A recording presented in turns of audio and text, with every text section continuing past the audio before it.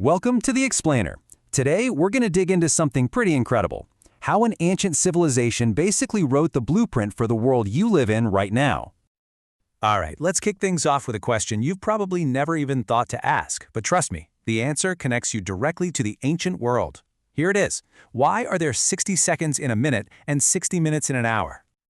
So that number ticking away on your phone or your watch, it's not some modern thing. The answer is actually over 5,000 years old. We have to go way, way back to the very dawn of civilization to find it.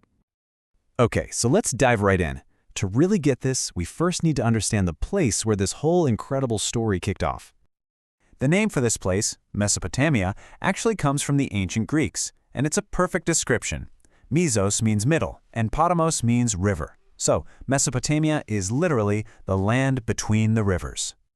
You see, those two rivers, the Tigris and the Euphrates, created this amazing strip of fertile land in what was otherwise a pretty dry part of the world. This whole area, called the Fertile Crescent, was like a magnet for early humans. It was perfect for farming, and that meant people could finally stop wandering and start settling down to build the world's very first complex societies.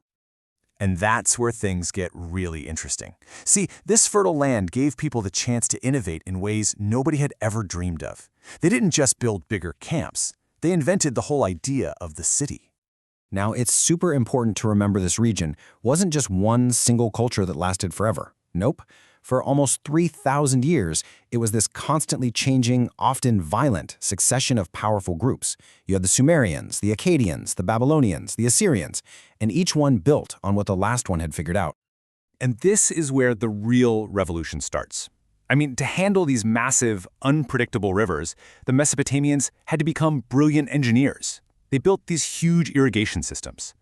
And that one innovation, it created a surplus of food, which meant they could support these massive, dense populations. And boom, that's how you get the world's first true cities, like Uruk and Ur. Okay, so once you have thousands of people all living in one place, well, you're going to need some rules, right? And that brings us to Hammurabi, the king of Babylon.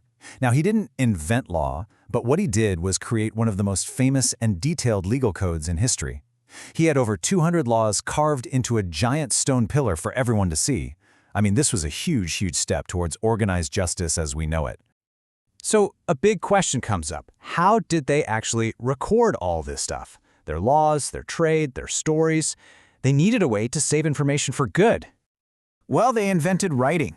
It started out as simple pictures scratched into wet clay, pictograms. But over time, that evolved into this incredibly sophisticated system of wedge-shaped marks we call cuneiform. And this was a game changer, because now their script could represent not just things, but sounds and even complex, abstract ideas. And once you have the power to write, you can do so much more than just keep track of grain sales. You can record your culture's soul. And that's exactly what the Mesopotamians did. They gave us the world's first great piece of literature, the Epic of Gilgamesh. It's this incredible story of a hero king dealing with friendship, loss, and that universal search for immortality. It's amazing. Now, being able to write down complex knowledge didn't just lead to epic poems. It also kicked off a massive explosion in science and technology. And what's really fascinating is that so much of their science was built around one single super important number: 60. You got it. Their math system, called a sexagesimal system, which is just a fancy way of saying it's based on the number 60, is the direct reason we measure our world the way we do. That is the answer to our question from the beginning. So why 60? Well, it's just a fantastic number. You can divide it cleanly by 1, 2, 3, 4, 5, 6, 10, 12, so many things. It's perfect for dividing up goods or time or even a circle. Seriously, every single time you look at a clock or a compass, you're using ancient Mesopotamian math. And their genius didn't stop at math, not by a long shot. They were the pioneers of technologies that would literally define human progress for thousands of years. We're talking about the wheel, advanced metalworking with bronze and iron, and of course, those complex irrigation systems that made their entire world possible. Okay, so after all this time, thousands of years later, why should you care? Why does any of this ancient history matter to you right now? Because here's the thing. These aren't just fun facts for a history test. They are the actual foundational pillars of our modern world. The whole idea of a written legal system, that comes from codes like Hammurabi's.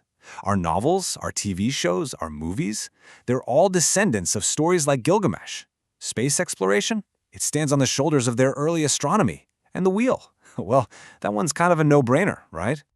So here's the main takeaway. Think of it like this. Mesopotamia provided the original operating system for human civilization. And its code, how to build cities, how to write laws, how to measure time, how to tell stories, that code is still running in the background of our lives every single day, completely hidden in plain sight. And all this leaves us with one last big thought to chew on. Their civilization, their ideas, have shaped our world for more than 3,000 years.